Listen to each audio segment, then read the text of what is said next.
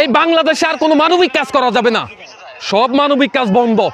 আপনারা ইতিমধ্যে জানেন থটস অফ বিল্লাল ভাইকে মানবিক কাজে বাধা দিয়েছে নাসা বিনোদনের রাসেল, যেন কোনো মানবিক কাজ করতে না পারে থটস অফ বিল্লাল ভাই।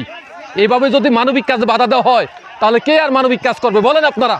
আপনারা দেখেন থটস অফ বিল্লাল ভাইকে কিভাবে বাধা দিয়েছে এবং কিভাবে আক্রমণ করেছে ওনার উপরে, আপনারা দেখেন তাহলে।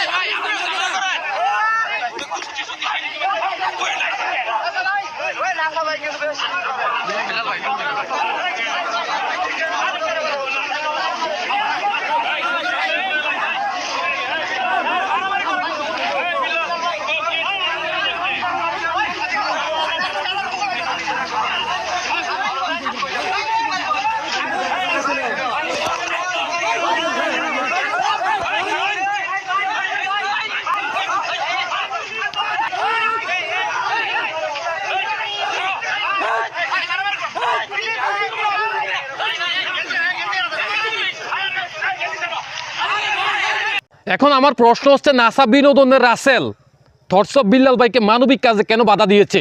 কোথায় থেকে এতটা সাহস পেয়েছে? আমরা এটার বিচার চাই, নচেত বাংলাদেশে আর কোনো মানবিক কাজ চলবে না ইনশাল্লাহ।